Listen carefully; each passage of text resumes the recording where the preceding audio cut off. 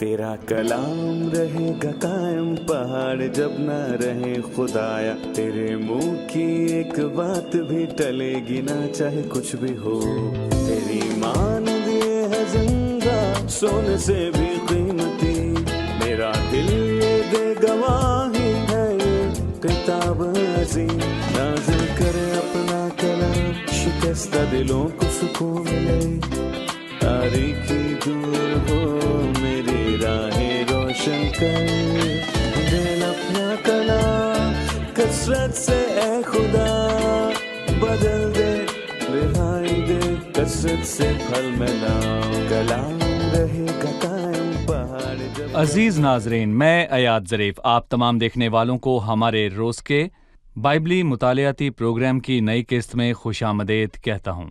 ابھی ہم نئے عہد نامے کی کتب کا مطالعہ کر رہے ہیں۔ ہم تیموتھیوس کے پہلے خط پر پہنچ چکے ہیں اور آج کے پروگرام میں ہم چوتھے باب کا مطالعہ کریں گے۔ گزشتہ قسط میں ہم نے خدا کے گھر میں ڈیکن کے کردار پر تذکرہ کیا اور ہم نے سیکھا کہ ڈیکن خدا کے گھر کے مالی معاملات کو کیسے سنبھالتا ہے، خاص کر وہ غریبوں کی مدد کرتا ہے کہ کلیسیا کے مالی معاملات کو دیکھتا رہے، اور یہ بھی سیکھا کہ خدمت گزار کی خصوصیات میں سے یہ ضروری ہو کہ اس کی ایک ہی بیوی ہو اور وہ ایمان کے بھید کو تھامے رہے اور وہ عزت دار ہو، ریاکار بالکل بھی نہ ہو، لہٰذا جو بھی ڈیکن کی خدمت انجام دے اس کے لیے یہ خصوصیات لازمی ہیں۔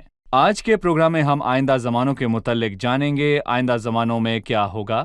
اس کے علاوہ ہم وقت پورا ہونے پر بات کریں گے، اور جب مسیح مجسم ہوا دینداری کا بھید، آئندہ زمانوں میں اور خاص کر دینداری کا بھید۔ آج ہم جسمانی ریاضت پر بات کریں گے۔ لکھا ہے کیونکہ جسمانی ریاضت کا فائدہ کم ہے لیکن دینداری سب باتوں کے لیے فائدہ مند ہے۔ پروگرام کا باقاعدہ آغاز کرنے سے پہلے میں اسٹوڈیو میں خدا کے خادمین کا خیر مقدم کروں گا، ڈاکٹر فیض فؤاد اور بھائی اسحاق ایلیا کا۔ آپ دونوں کو خوش آمدید۔ شکریہ۔ اور ہمارے دیگر مہمانوں کو بھی خوش آمدید۔ ہم ایک وقفے کے بعد مطالعے کا آغاز کریں گے۔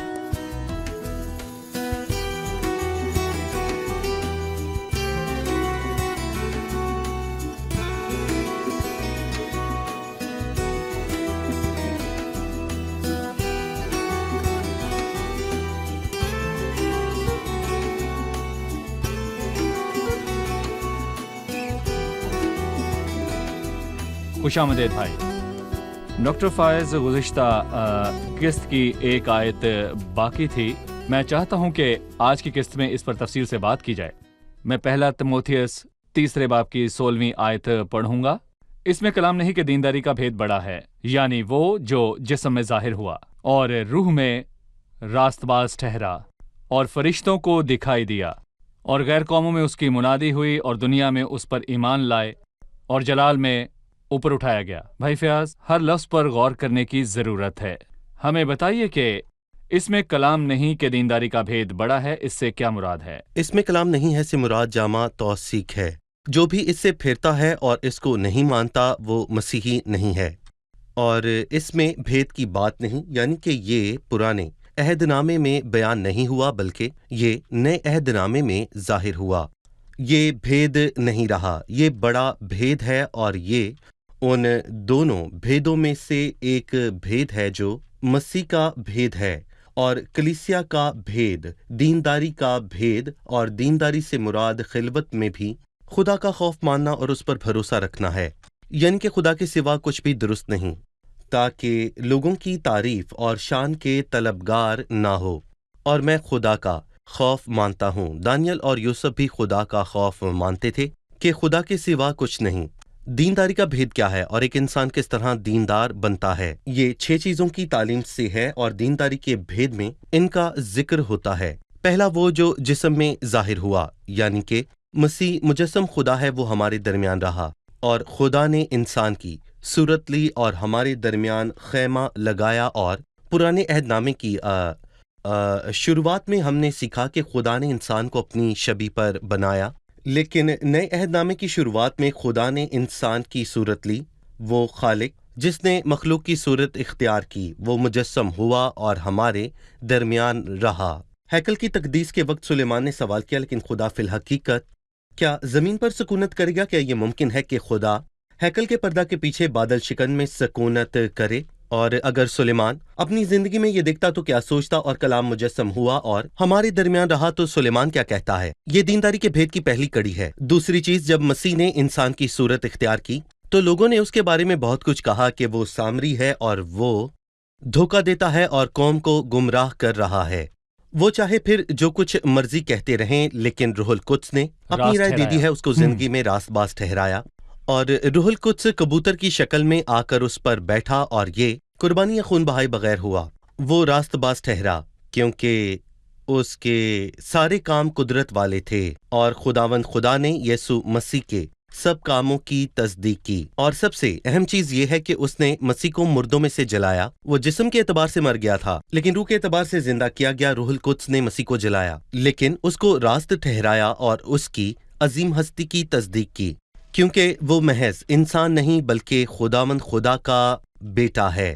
اور جب مسیح مجسم ہوا تو فرشتوں نے اسے دیکھا۔ فرشتوں نے کبھی پہلے مسیح کو نہ دیکھا تھا کیونکہ وہ اسے دیکھ نہیں سکتے تھے۔ سرافیم نے اس کے چہرے کو ڈھانکا پر وہ اس کو دیکھ نہ سکے۔ اور جب مسیح انسان بنا تو فرشتوں نے اسے دیکھا کہ تم ایک بچے کو کپڑے میں لپٹا اور چرنی میں پڑا ہوا پاؤ گے۔ بیابان میں آزمائش کے دوران فرشتوں نے آ کر اس کی خدمت کی، اور گتسمنی کے باغ میں آسمان سے ایک فرشتہ آیا تاکہ اس کو قوت بخشے، اور فرشتے مسیح کے جی اٹھنے کے گواہ ہیں۔ مسیح مجسم ہوا اور فرشتوں نے اسے دیکھا، اور اب وہ آسمان پر ہے، اور فرشتے اور اختیارات اور قدرتیں اس کے تابع کی گئی ہیں۔ فرشتوں نے اس کو انسان کی صورت میں دیکھا کیونکہ الوہیت کی ساری معموری اسی میں مجسم ہو کر سکونت کرتی ہے۔ جب فرشتوں نے اسے دیکھا تو غیر قوموں میں اس کی منادی ہوئی۔ مسیح کی زمینی زندگی میں اس نے کہا غیر قوموں کی طرف مت جانا۔ مسیح نے جی اٹھنے کے بعد اپنے شاگردوں سے کہا کہ تم تمام دنیا میں جا کر ساری خلق کے سامنے انجیل کی منادی کرو۔ سو غیر قوموں میں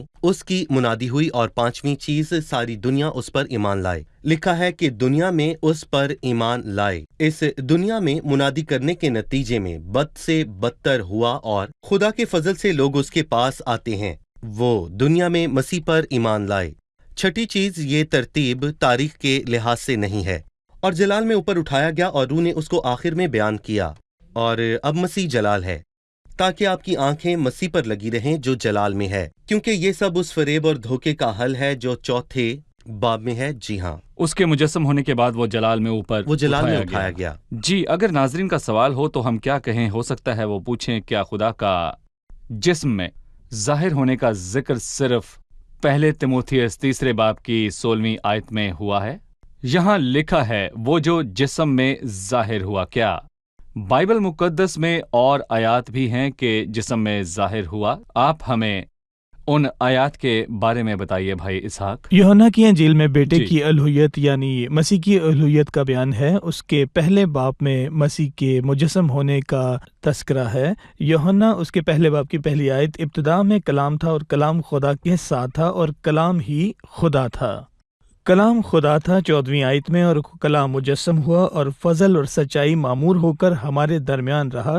سو ہم کسی ایک آیت پر مبنی خیال نہیں بتا سکتے، اور فلپیوس کے 2 باب میں لکھا ہے اس نے اگرچہ خدا کی صورت پر تھا، خدا کے برابر ہونے کو قبضہ میں رکھنے کی چیز نہ سمجھا، بلکہ اپنے آپ کو خالی کر دیا اور خادم کی صورت اختیار کی، اور انسانوں کے مشابہ ہو گیا، اور انسانی شکل میں ظاہر ہو کر اپنے آپ کو پست کر دیا، اور یہاں تک فرما بردار رہا کہ موت بلکہ صلیبی موت کو گوارا کیا۔ صحیح جی، اور کلام مجسم ہوا اور ہمارے درمیان رہا، مطلب کہ خدا مجسم ہوا۔ ناظرین سوال کر سکتے ہیں کہ وہ مجسم کیوں ہوا؟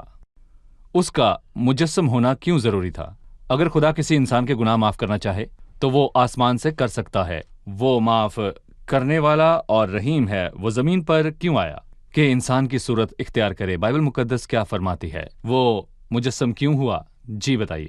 عبرانیوں کے 2 باب میں ایک اہم حوالہ لکھا ہے، پس جس صورت میں لڑکے خون اور گوشت میں شریک ہیں تو وہ خود بھی ان کی طرح ان میں شریک ہوا، کیونکہ اس نے جسم کے لحاظ سے مرنے کی صلاحیت حاصل کی جو اس کے لیے تیار کیا گیا تھا، تاکہ موت کے وسیلے سے اس کو جسے موت پر قدرت حاصل تھی یعنی ابلیس کو تباہ کر دے۔ اگر انسان ہی انسان کے کفارے کے لیے مرتا تو کچھ فائدہ نہ ہوتا، بلکہ ایک بے عیب اور بے داغ برے یعنی مسیح کے بیش قیمت خون سے یہ مسیح کے علاوہ اور کوئی نہیں ہو سکتا تھا۔ اس نے انسان کی صورت اختیار کی اور خون اور گوشت میں ہمارے ساتھ شامل ہوا۔ انسان ہوتے ہوئے اس نے موت کو بھی قبول کیا، اور خدا ہوتے ہوئے ایسا ممکن نہ تھا کیونکہ خدا مر نہیں سکتا۔ پر میں کہوں گا کہ انسان وفات پاتا ہے، اور یہ انسان مجسم خدا ہے، وہ خدا سے ہرگز کمتر نہیں، اور اسی لیے مسیح نے صلیب پر کفارے کے کام کو مکمل کیا جو ساری دنیا کے لیے ہے، تاکہ رہتی دنیا تک جو بھی اس پر ایمان لائے یہ اس کے لیے فدیہ ہو۔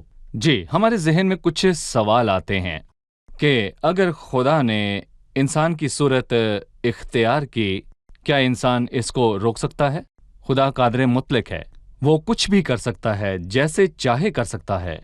اگر وہ دنیا میں آنا چاہتا تو انسان بننے کے علاوہ بھی کئی راستے موجود تھے۔ سب لوگ واقف ہیں، اس اونچے پہاڑ پر جھاڑیوں میں سے موسیٰ سے بات کی تھی۔ خدا نے پہاڑ پر لگی آگ میں سے موسیٰ سے بات کی، لہٰذا وہ جھاڑیوں میں سے یا پہاڑ پر سے بات کر سکتا ہے۔ لہٰذا اس نے انسان کی صورت لینا کیوں پسند کیا؟ تاکہ خدا کے فضل سے انسان ہوتے ہوئے وہ موت کا مزہ چکھے۔ خدا مر نہیں سکتا، لیکن خداوند یسوع مسیح صلیب پر مصلوب ہوا۔ دینداری کا بھید بڑا ہے، یعنی وہ جو جسم میں ظاہر ہوا۔ ہم ایک وقفے کے بعد دوبارہ حاضر ہوں گے۔ ابھی ہم ایک رپورٹ دیکھیں گے، اس کے بعد اپنا مطالعہ جاری رکھیں گے۔ جب پولس رسول نے یہ خط لکھا تو روح القدس نے نبیوں کو الہام کے یہ خطوط بخشے۔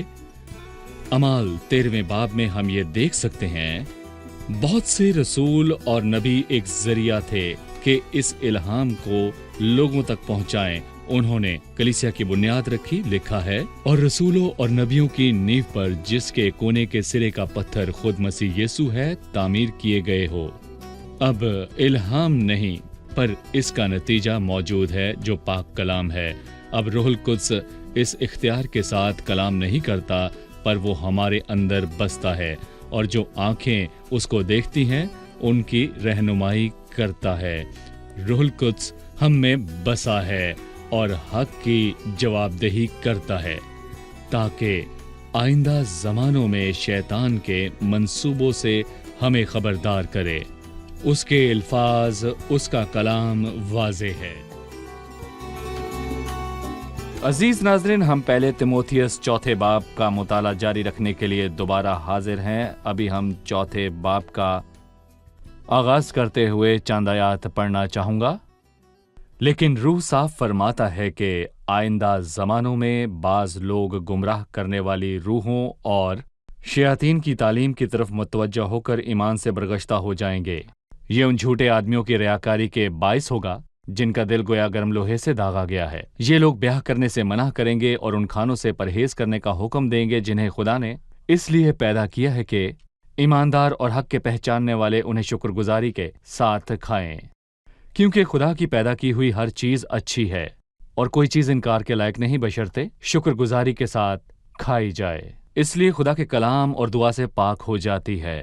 اگر تو بھائیوں کو یہ باتیں یاد دلائے گا تو مسیح یسوع کا اچھا خادم ٹھہرے گا، اور ایمان اور اس اچھی تعلیم کی باتوں سے جس کی تو پیروی کرتا آیا ہے پرورش پاتا رہے گا۔ لیکن بےہودہ اور بوڑھیوں کی سی کہانیوں سے کنارہ کر اور دینداری کے لیے ریاضت کر، کیونکہ جسمانی ریاضت کا فائدہ کم ہے لیکن دینداری سب باتوں کے لیے فائدہ مند ہے۔ اس لیے اب کی اور آئندہ کی زندگی کو وعدہ بھی اسی کے لیے ہے۔ بھائی، میں آئندہ زمانوں اور ایمان سے برگشتہ ہونے کے متعلق جاننا چاہوں گا، سو آپ ہمیں ان آیات کے بارے میں بتائیں۔ در حقیقت بھائی آیات لکھا ہے، لیکن روح صاف فرماتا ہے، اس سے مراد پاک ہے۔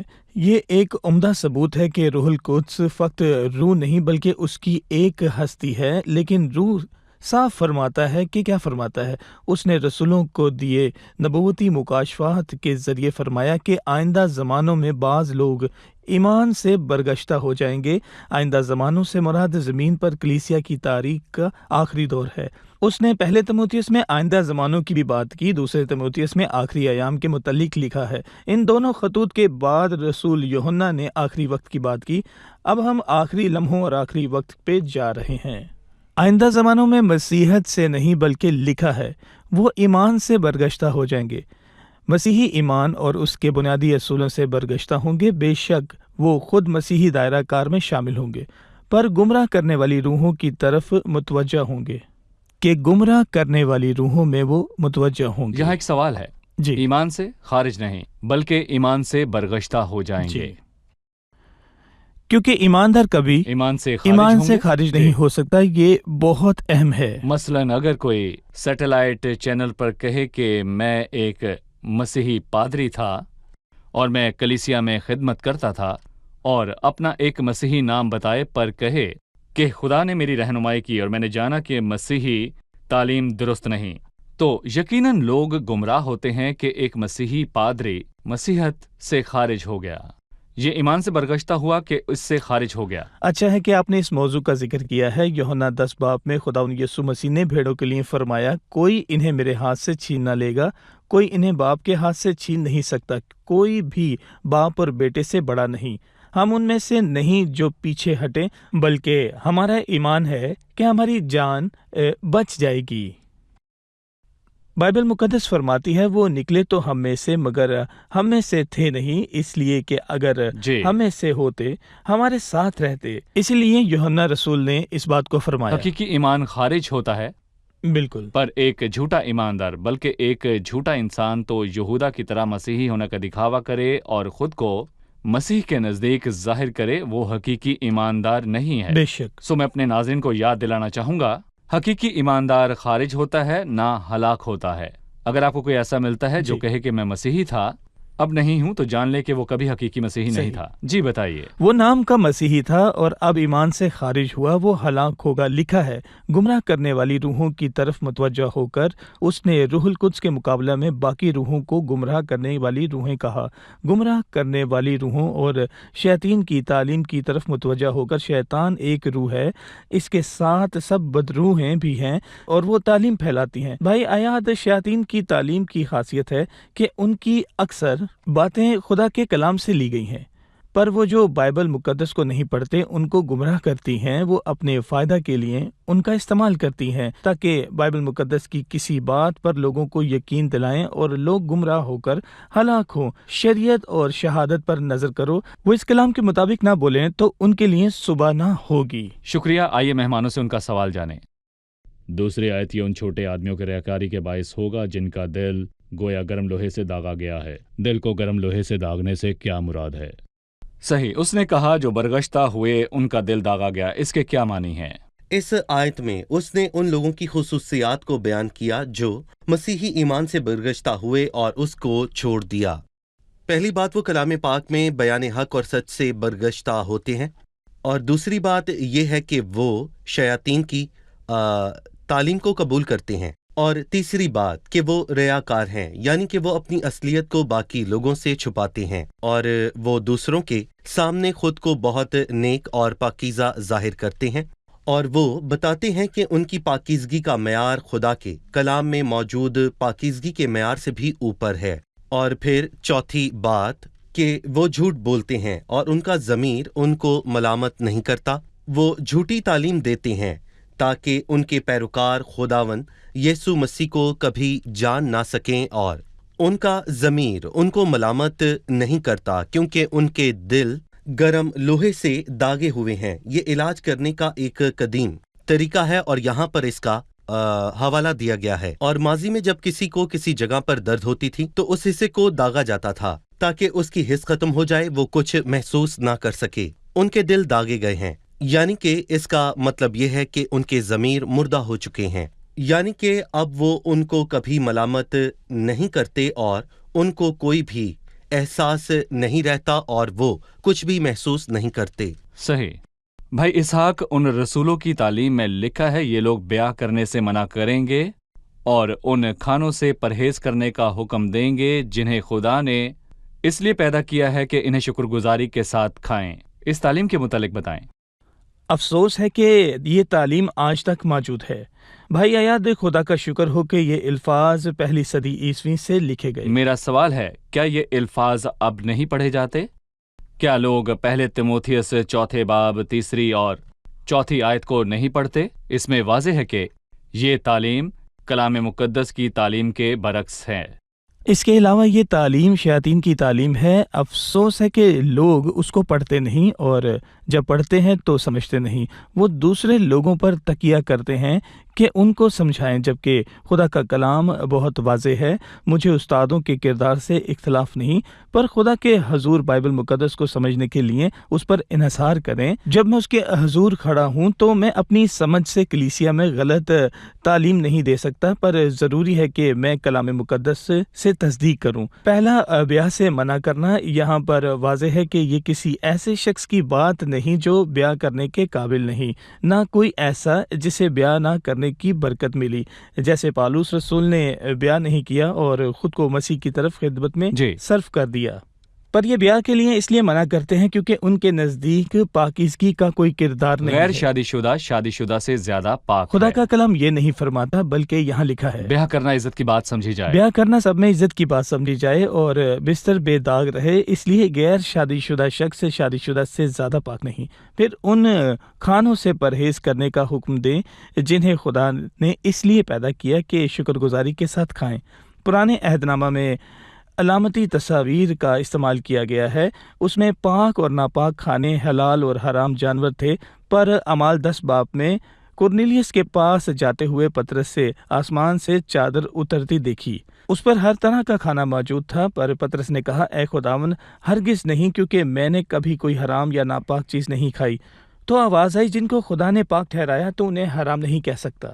اور آج ہم نے سیکھا کہ کیونکہ خداوند کی پیدا کی ہوئی ہر چیز اچھی ہے، بشرطے شکر گزاری کے ساتھ کھائی جائے۔ صحیح ڈاکٹر فائز، چوتھی آیت ہے، کیونکہ خدا کی پیدا کی ہوئی ہر چیز اچھی ہے اور کوئی چیز انکار کے لائق نہیں، بشرطے شکر گزاری کے ساتھ کھائی جائے، اس لیے کہ خدا کے کلام اور دعا سے پاک ہو جاتی ہے۔ کھاتے ہوئے شکر گزاری، خدا کا پاک کلام اور دعا اس کو پاک کرتی ہے۔ جی، اس نے کہا کہ خدا کی بنائی ہوئی ہر چیز اچھی ہے، اور پانی کے طوفان کے بعد خدا نے انسان کو سبزیوں کے علاوہ مچھلی اور جانور اور پرندے کھانے کی اجازت دی، جبکہ اس سے پہلے وہ صرف سبزیاں کھایا کرتے تھے۔ جب میں کسی چیز کو کھانے سے رک جاؤں تو گویا میں خدا کے دیے ہوئے کھانے سے انکار کرتا ہوں، یعنی میں اس کو کہتا ہوں کہ میرا روحانی معیار اس سے بہت اوپر ہے جو تو نے انسان کے لیے رکھا ہے۔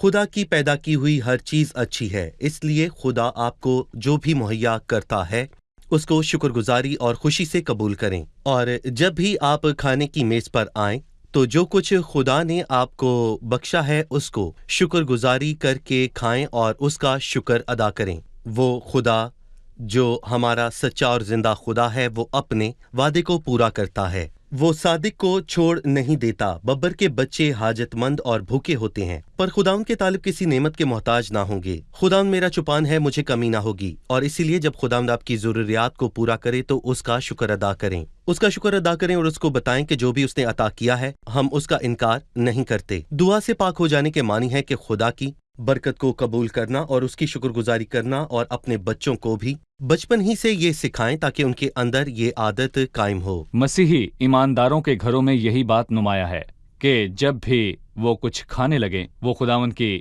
بھلائی اور اس کی رحمت کے لیے شکر گزاری کرتے ہیں۔ یہ اچھی عادت اپنے بچوں کو بھی سکھائیں۔ چلیے مہمانوں سے ان کا سوال جانتے ہیں۔ جی، 7ویں آیت، لیکن یہودا اور بوڑھیوں کی سی کہانیوں سے کنارہ کر اور دیندار کے لیے ریاضت کر۔ یہاں پر اس آیت سے کیا مراد ہے؟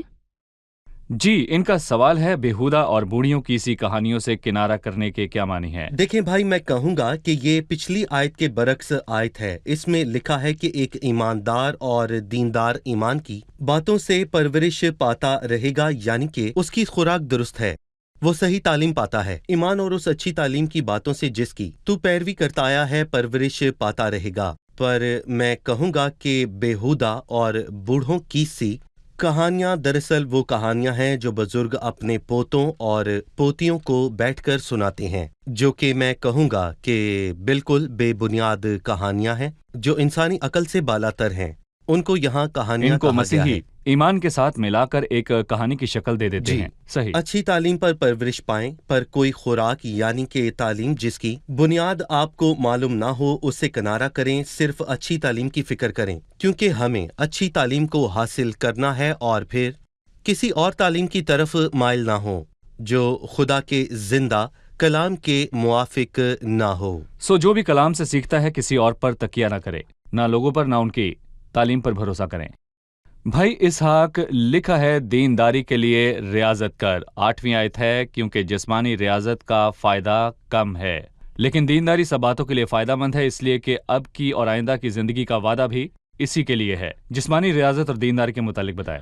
اس نے جی جسمانی ریاضت اور دینداری میں مماثلت اور فرق کو بیان کیا۔ ہم اس ثقافتی پس منظر کو دیکھتے ہیں۔ روم یا روما اپنے کھیل کے میدانوں کے لیے بہت مشہور تھا۔ سب لوگ کھیل میں دلچسپی رکھتے تھے، جس طرح آج سب کو کرکٹ یا فٹ بال پسند ہے۔ اس لیے لکھا ہے کیونکہ جسمانی ریاضت کا فائدہ کم ہے، یعنی جسم کے لیے اس کا فائدہ کم ہے۔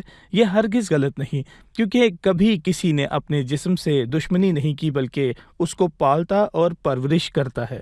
اس کے برعکس دینداری یعنی خدا کا خوف سب باتوں کے لیے فائدہ مند ہے۔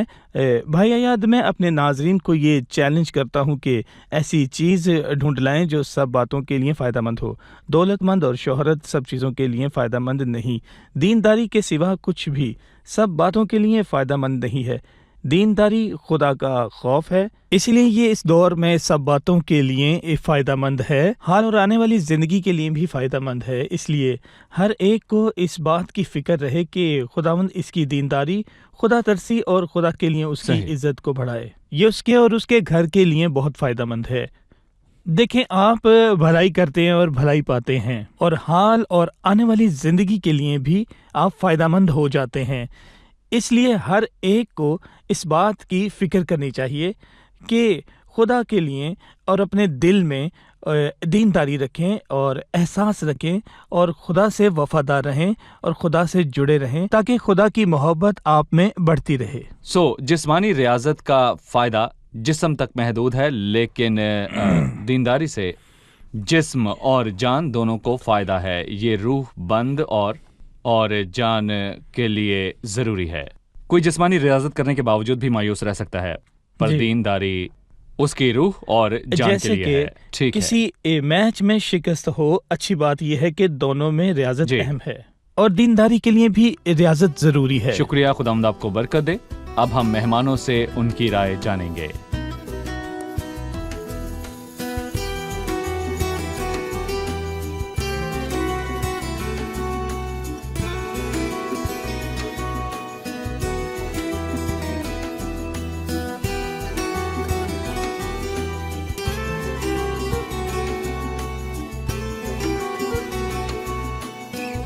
آپ تیار ہیں؟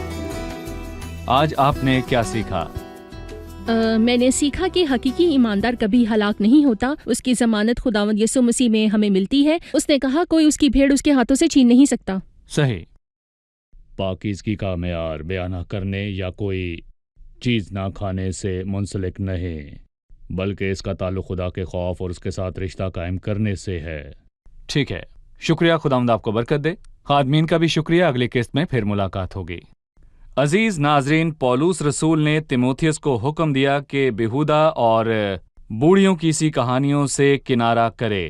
جو بات خدا کے کلام میں موافق نہیں، اس کو رد کریں۔ صرف اور صرف بائبل مقدس کی تعلیم کو تھامے رہیں اور آگے بڑھتے جائیں۔ آنے والی قسط میں پھر ملاقات ہوگی۔ خداوند آپ سب کو برکت دے۔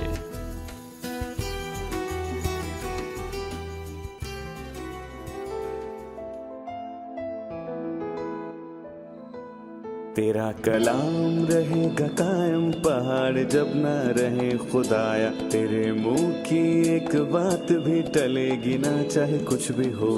تیری مانند یہ ہے زندہ، سونے سے بھی قیمتی، میرا دل یہ دے گواہی ہے، یہ کتاب عظیم نازل کرے اپنا کلام، شکستہ دلوں کو سکون ملے، تاریکی دور ہو میری راہیں روشن کر، دل اپنا کلام کثرت سے اے خدا بدل دے، رہائی دے کثرت سے پھل ملاؤ۔ کلام رہے گا قائم، پہاڑ جب نہ رہے خدایا، تیرے منہ کی ایک بات بھی ٹلے گی نہ، چاہے کچھ بھی ہو۔